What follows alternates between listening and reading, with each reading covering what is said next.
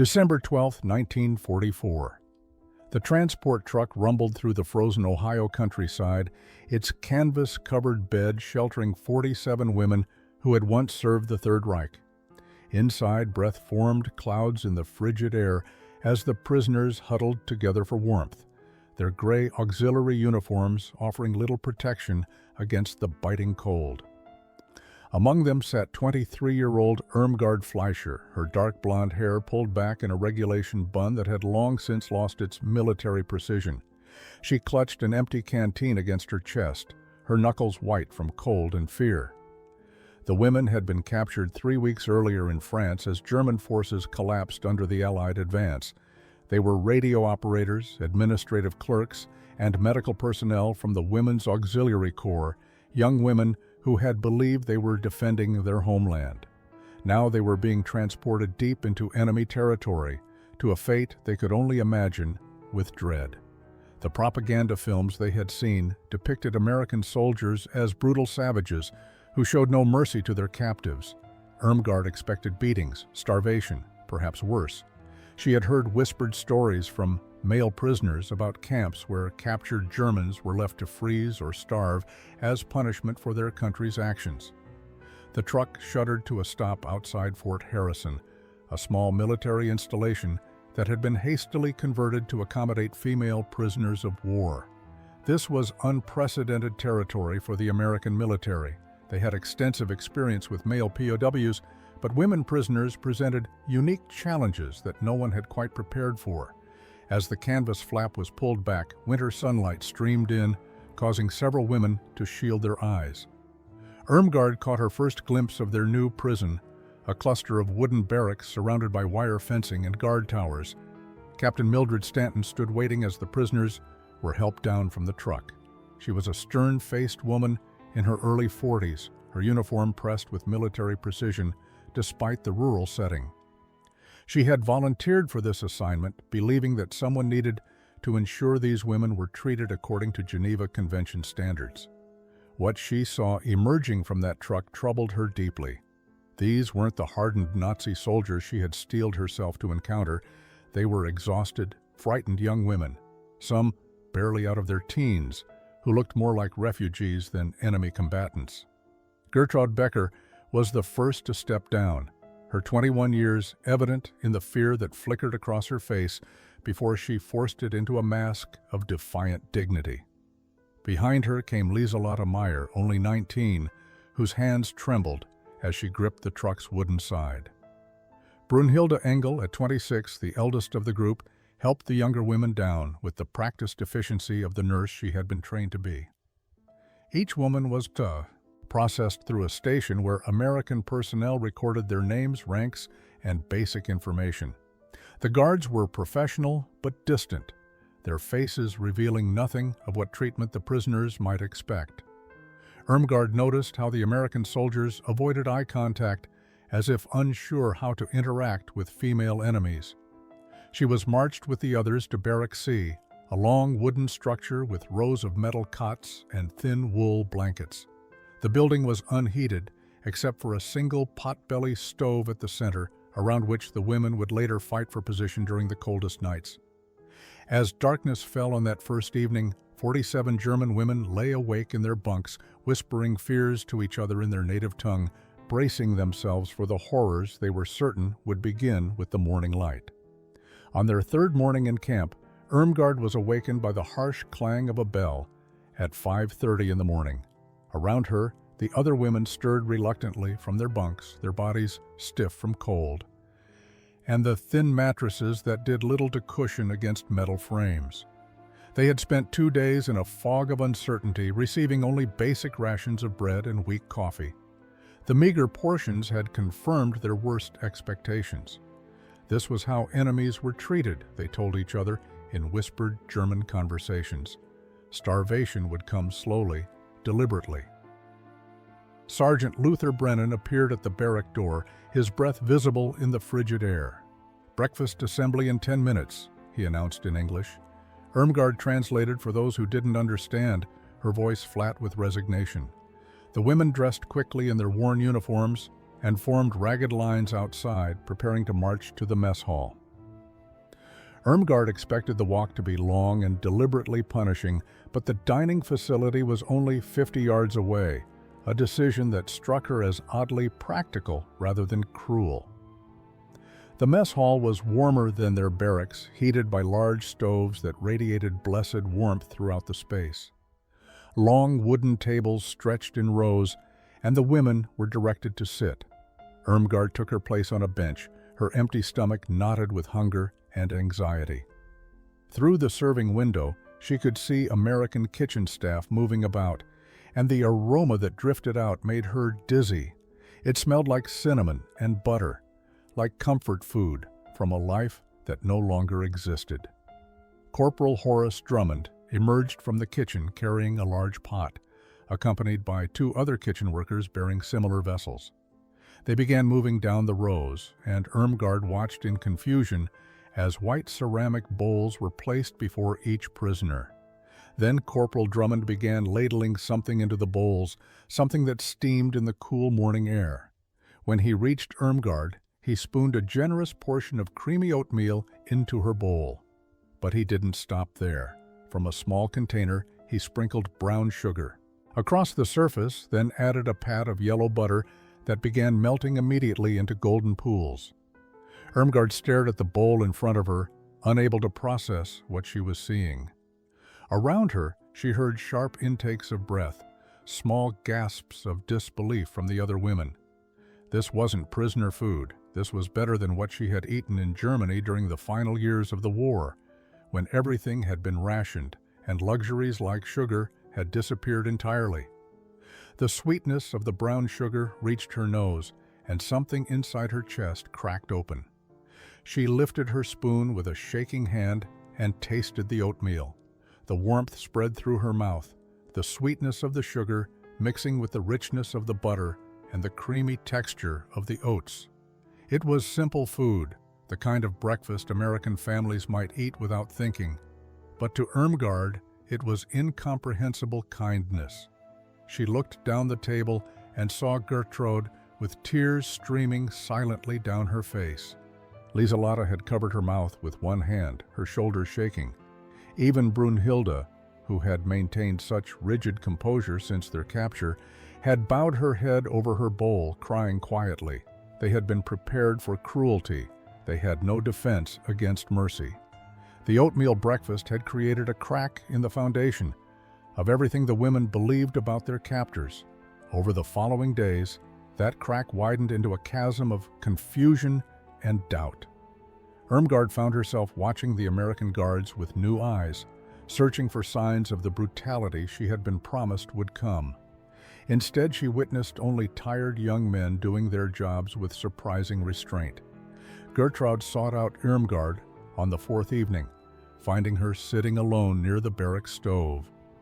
"I need to tell you something," Gertrude whispered in German, glancing around to ensure no other prisoners were listening. "Before I was captured, our commanding officer told us what to expect if we fell into American hands. He said they would starve us, beat us, use us for forced labor until we died. He showed us propaganda films of American soldiers laughing while prisoners suffered." Irmgard nodded slowly. She had seen similar films, had heard similar warnings. "And instead they give us oatmeal with brown sugar," she said, the words tasting strange in her mouth. "They give us heated barracks and medical care when Lieselotte caught that fever last week. The camp nurse treated her the same as she would treat an American soldier." "It makes no sense," Gertrude continued, her voice rising slightly before she caught herself and lowered it again. "Either everything we were told was a lie, or this is some kind of elaborate deception. But what would be the purpose? Why treat us well, only to hurt us later?" Lieselotte approached them, her sketch notebook hidden beneath her uniform jacket. At 19, she had been the youngest member of their signals unit, recruited more for her artistic ability in drafting maps than for any ideological commitment. "May I show you something?" she asked quietly. She opened the notebook to reveal pencil drawings of the American guards. There was Private Clarence Tully helping an elderly prisoner carry water. Sergeant Luther Brennan sharing a cigarette with a German woman while both laughed at something. Corporal Horace Drummond in the kitchen, his face concentrated as he prepared meals. "These are our enemies," Lieselata said, her voice carrying a note of wonder. "But they look like anyone. Like the boys from my village who went to war, like my brother Hans before he was killed in Russia. How can they be the monsters we were shown in those films?" The three women sat in silence, each grappling with the dissonance between expectation and reality. Around them, other prisoners were having similar quiet conversations. The rigid military bearing they had maintained since capture was softening. Their shoulders no longer held quite so straight, their faces no longer frozen in masks of defiant dignity. Something fundamental was shifting in the camp, a transformation none of them had words to describe adequately. Brunhilde joined their circle, her nurse's instincts drawn to emotional wounds as readily as physical ones. "We were taught to hate them," she said simply, "but they are teaching us something different through their actions. The question is whether we are brave enough to learn it." That night, Irmgard lay awake wondering which required more courage, maintaining her hatred or allowing it to dissolve. Private Clarence Tully had grown up in rural Kansas during the Depression, the second of 5 children in a family that knew hunger intimately. His father's farm had been consumed by dust storms and drought, forcing the family into a desperate migration westward in search of work. Young Clarence had watched his little sister Emma grow thin and weak from malnutrition before she died at age 6. That memory haunted him still, surfacing every time he saw hunger in someone's eyes. When he drew assignment as a guard at the women's POW facility, he expected to feel anger toward the German prisoners. After all, his older brother had died at Normandy just 6 months earlier. He should hate these women who had served the same regime that killed Thomas. But when he looked at them in the mess hall that first week, he saw something that transcended uniforms and flags. He saw the hollow-cheeked desperation of people who had known deprivation, who flinched slightly when food was served as if expecting it to be taken away. It started small. During his rounds, Tully began leaving extra portions at certain tables, particularly where the youngest and thinnest prisoners sat. He noticed one woman in particular, the dark blonde one, who seemed to carry herself with quiet intelligence. She watched everything, missing nothing, and he could tell she had some education. One morning after breakfast, he approached her table, where she sat alone, practicing English words in a small notebook. "You speak English?" he asked, keeping his voice gentle. She looked up, startled, then nodded cautiously. "Some. I learned in school, before." Her accent was thick, but her grammar surprisingly correct. "I am Irmgard," she added, then seemed to regret offering her name to an enemy guard. "Clarence," he responded. "From Kansas." "You know Kansas?" She shook her head. He pulled up a chair, ignoring protocol. "It's in the middle of America. Flat land, wheat farms. At least it used to be wheat farms before the drought killed everything."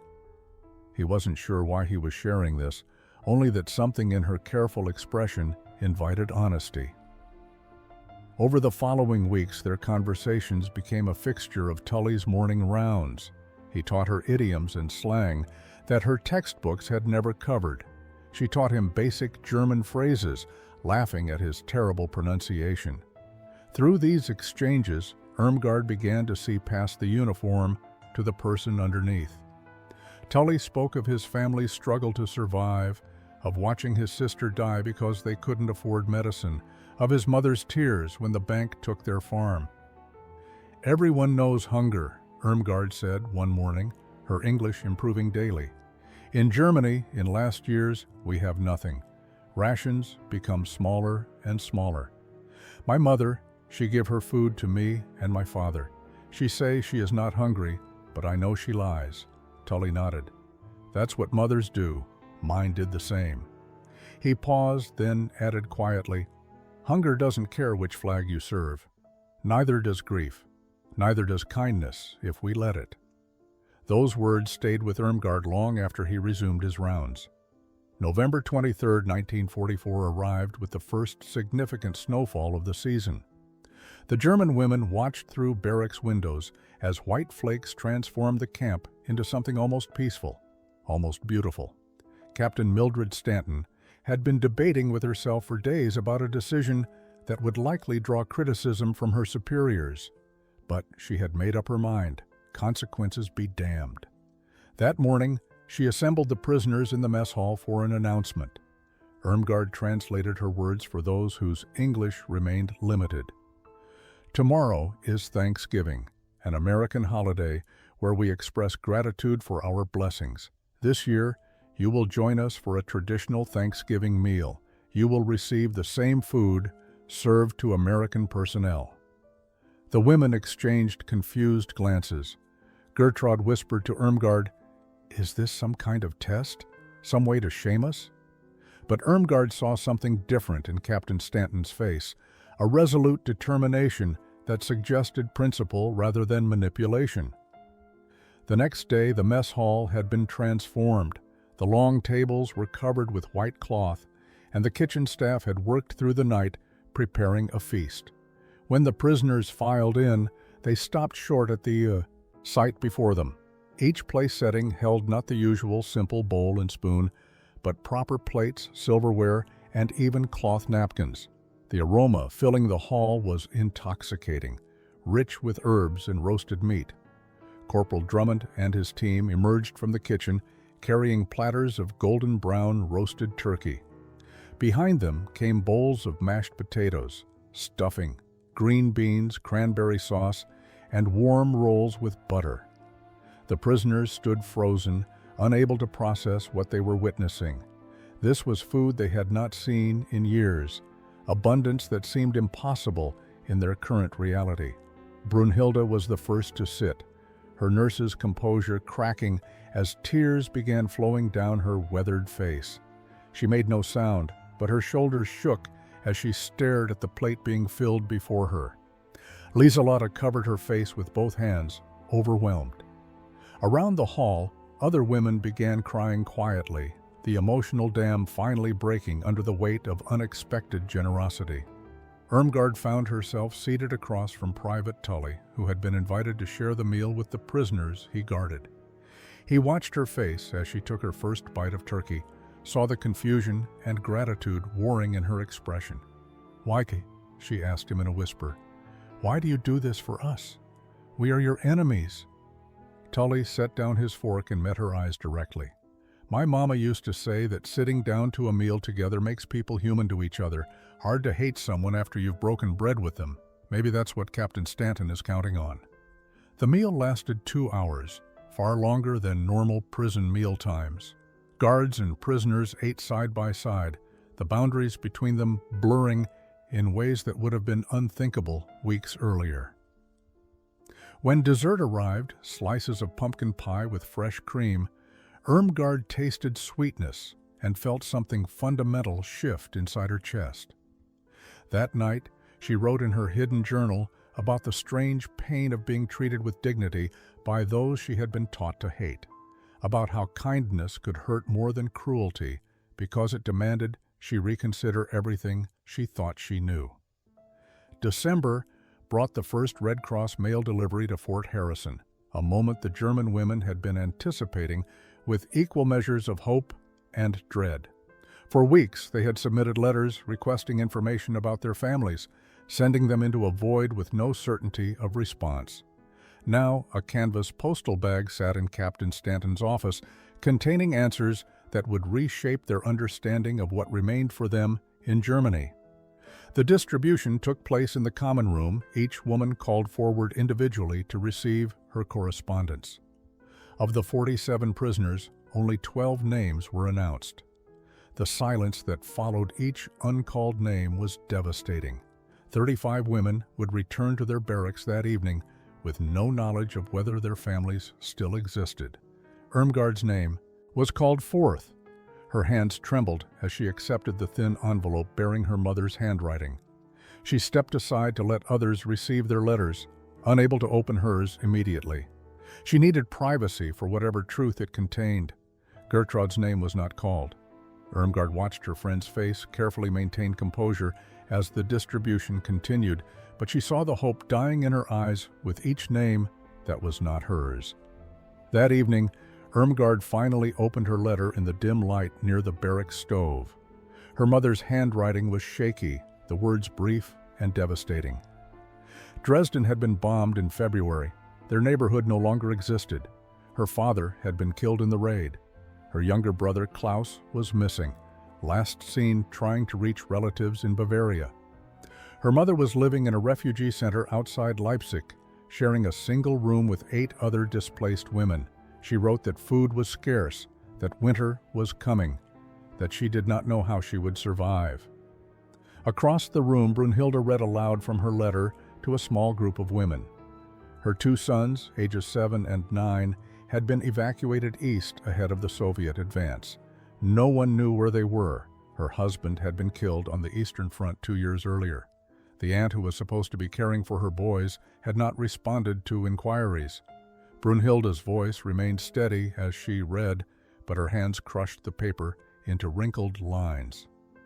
Lieselotte had received the shortest letter.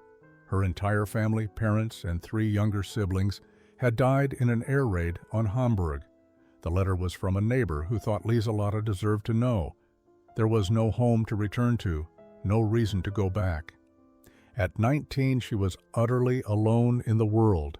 The women who received no letters faced perhaps the cruelest fate. Gertrude would spend the coming weeks in agonizing uncertainty about her mother and siblings. Were they alive? Dead? Suffering? The not knowing was a special kind of torture.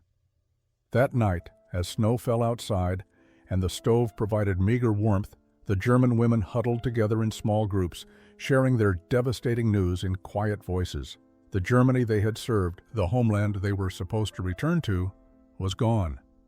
What remained was rubble, chaos, and starvation. Their American captivity began to feel less like punishment and more like refuge from a nightmare they were not ready to face. January 1945 brought newspapers that would shatter whatever remained of the prisoners' understanding of the country they had served. Allied forces advancing through Poland had liberated a massive complex called Auschwitz, and the reports filtering back described horrors that defied comprehension. Captain Stanton made a difficult decision. She would not hide these reports from the German women. They needed to see what had been done in their nation's name. The newspapers were placed in the common room library, displayed on tables where anyone could read them. The photographs were grainy, but clear enough. Emaciated bodies stacked like cord wood, survivors who looked more like skeletons than living humans. Gas chambers disguised as showers, crematoria designed for industrial-scale murder. The accompanying articles described systematic extermination, millions dead, an apparatus of death that had operated with bureaucratic efficiency while ordinary Germans claimed ignorance. Irmgard found the newspapers during her afternoon break. She picked up the first one, the New York Times, and began reading. Her hands started shaking within the first paragraph. This could not be real. This could not be the same Germany where she had grown up, where she had attended school, where she had believed she was serving a defensive cause against foreign aggression. But the evidence stared back at her from the page in undeniable detail. She read for 3 hours, moving from one newspaper to another, each containing similar reports from different sources. The accounts were consistent, corroborating each other. This was not propaganda. This was documentation of atrocity. Around her, other women had discovered the newspapers and were reading in stunned silence. Some wept. Others sat frozen, their faces blank with shock. Gertrude approached the table with hesitation, drawn by the unusual quiet in the room. When she saw what Irmgard was reading, she sank into a chair and pulled a newspaper toward herself. Her lips moved silently as she read the German place names: Dachau, Bergen-Belsen, Buchenwald, Treblinka. Places she had never heard of, but which had apparently existed throughout the war, operating in parallel to the Germany she thought she knew. "Is this real?" Gertrude whispered. Did we Did our country really do these things? Her voice cracked on the last words. Irmgard could not answer. She had no words for what she was reading. Brunhilde joined them, her face ashen. "I was a nurse," she said quietly in German. "I took an oath to heal, to preserve life. And while I was binding wounds and treating fever, my country was murdering millions. How did I not know? How did none of us know?" Lieselota stood at the edge of the table, her artist's eyes scanning the photographs with horror. "They will say we should have known," she said. "They will say we were complicit through our ignorance. And perhaps they are right." That night, Irmgard wrote in her journal with shaking hands, "What kind of Germany will we return to? What kind of Germany were we serving? I thought I knew who I was, what I believed in, everything I thought I understood about my country, about my service, about my identity as a German. It was built on a foundation of lies. Now I understand nothing except shame." Spring 1945 arrived with tentative warmth and the increasingly certain news that Germany's defeat was imminent. The war in Europe was ending, and with it came the reality that the women at Fort Harrison would soon face repatriation. But the question that haunted the barracks each night was no longer whether they would return to Germany, but whether Germany as they had known it still existed to return to. Irmgard had been corresponding regularly with Mrs. Beatrice Thornton, a schoolteacher from nearby Dayton who had begun volunteering at the camp through her church's outreach program. Mrs. Thornton was 52, a widow whose own son had been killed at Anzio. Despite her loss, she had chosen to extend compassion to enemy prisoners, believing that hatred only perpetuated more hatred. Her letters to Irmgard painted pictures of American life that seemed impossibly stable compared to the chaos consuming Europe. She wrote about community gatherings, about her students preparing for graduation, about rationing finally easing, and stores beginning to stock items that had been scarce during wartime. She described a country looking forward to peace and prosperity, to rebuilding rather than simply surviving. The contrast with reports from Germany could not have been starker. Every newspaper brought fresh accounts of refugees flooding westward, of cities reduced to rubble, of a population facing starvation and disease. Lieselota had no family waiting for her return. The neighbor's letter confirming her family's death had been final and absolute. At 19, she faced the prospect of returning to Hamburg alone, to search through ruins for some remnant of her former life, to live among strangers in a defeated country. During an evening conversation with Irmgard and Gertraud, she spoke the thought that had been growing in all their minds. What if we did not go back? The words hung in the air like something forbidden. What if we asked to stay here, in America? Gertraud looked shocked. We cannot stay in enemy territory. We are German. Germany is our home, Azadi, regardless of what has happened to it. But her voice lacked conviction. She had received a second letter from the Red Cross, this one confirming that her mother and siblings had died during the Soviet advance into eastern Germany. She had nothing to return to except grief and destruction. Brunhilde, who had been listening quietly, finally spoke. Home is supposed to be where you belong, where you are known and welcomed, but the Germany we knew is gone. We would return as failures, as soldiers who were captured and corrupted by enemy influence. We would be suspect, treated with contempt for having survived when so many died. Is that home? Irmgard thought about Mrs. Thornton's letters, about Private Tully's kindness, about Corporal Drummond's brown sugar on oatmeal. She thought about how the Americans had treated them with dignity even when they had no obligation to do so. She thought about the revelation of the concentration camps and how returning to Germany meant facing a collective guilt she did not know how to process. I do not know what home means anymore, Irmgard said slowly. I only know that here in this camp I have been treated better than I was in Germany during the final years of the war. Here I have been given the chance to become someone different than who I was. Is that not worth something? The conversations continued through March and April as victory approached, becoming more urgent and more desperate with each passing day. May 8, 1945. Victory in Europe Day arrived with church bells ringing across America and jubilant crowds filling streets in celebration. At Fort Harrison, the atmosphere was markedly different. Captain Stanton had called a general assembly for all German prisoners to announce official repatriation procedures. The 47 women gathered in the mess hall, their faces reflecting months of internal struggle about what this moment would mean for their futures. Captain Stanton stood before them, holding documents from the War Department. Her voice was steady, but carried an undertone of compassion as she began to speak. Irmgard translated quietly for those whose English remained limited. "Ladies, I have received orders regarding your repatriation to Germany. Transportation will be arranged within the next 3 weeks. You will be processed through displaced persons camps in Europe before being released to return to your homes or to locate surviving family members." She paused, observing the mixture of relief and anxiety rippling through the assembled women. Some nodded with resignation. Others stared at the floor. What Captain Stanton did not expect was what happened next. Irmgard stood slowly, her legs trembling beneath her. She had rehearsed this moment in her mind for weeks, but now that it was here, the words felt impossible. In careful, measured English, she addressed the captain directly. "Captain Stanton, may I speak for some of us?" Permission granted. Captain Stanton's expression shifted to curiosity.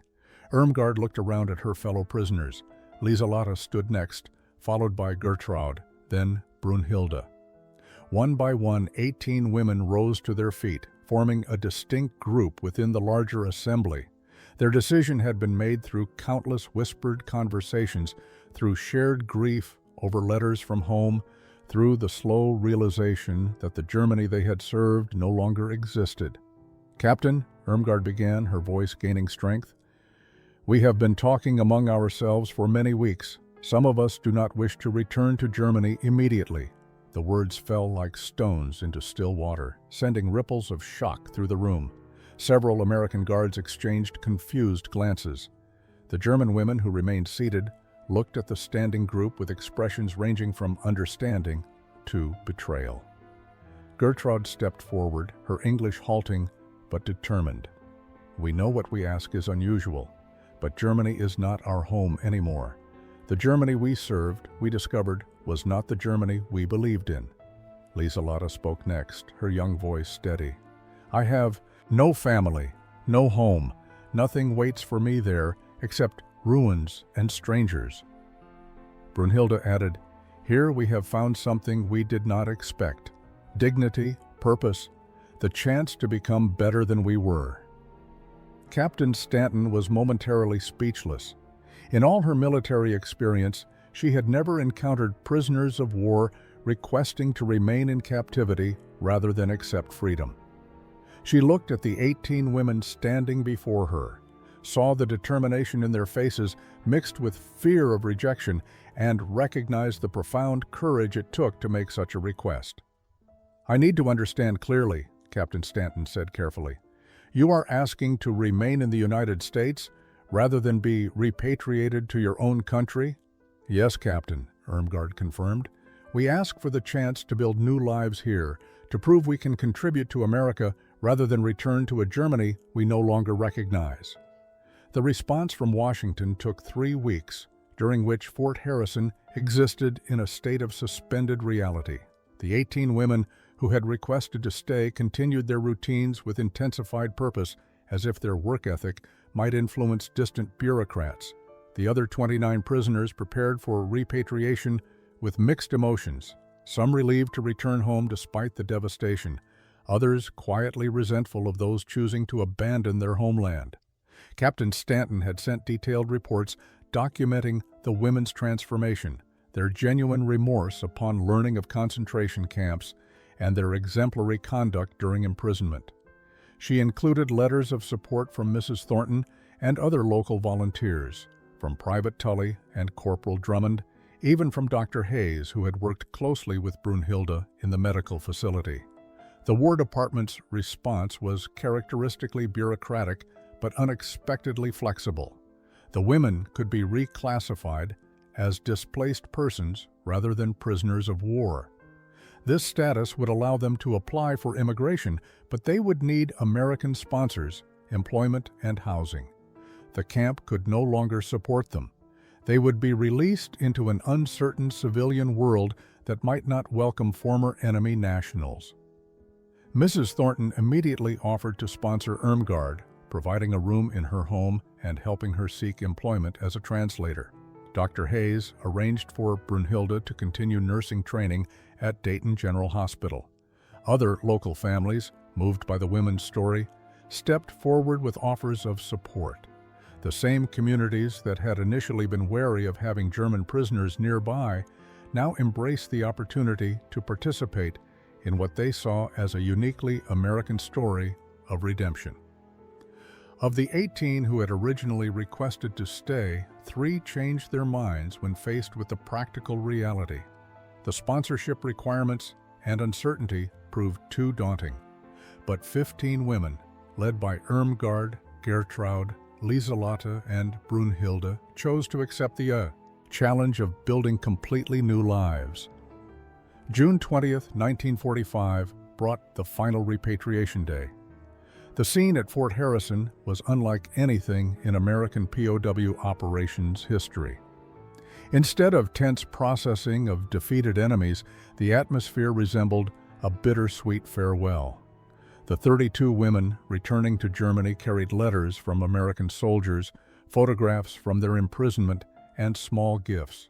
More importantly, they carried different understandings of what America represented and stories of unexpected kindness to share in their devastated homeland. Captain Stanton addressed the departing women with visible emotion. "You came here as our enemies. You leave as friends. I hope you will remember that Americans believe in mercy and that redemption is always possible." Irmgard responded for those remaining. "Captain Stanton, we came believing we knew what America was. We learned we knew nothing. We thought Americans were monsters. We discovered the only monsters were our own hatred and ignorance." Years later, Irmgard would tell her American grandchildren about the December morning when she cried into a bowl of oatmeal with brown sugar, when she first understood that even enemies could choose to see each other's humanity. That simple breakfast had changed everything, offering sweetness where she expected bitterness, and opening a path toward a future she never imagined possible. The women who stayed became teachers, nurses, translators, and mothers, living proof that transformation is possible when people are given dignity, second chances, and oatmeal with brown sugar.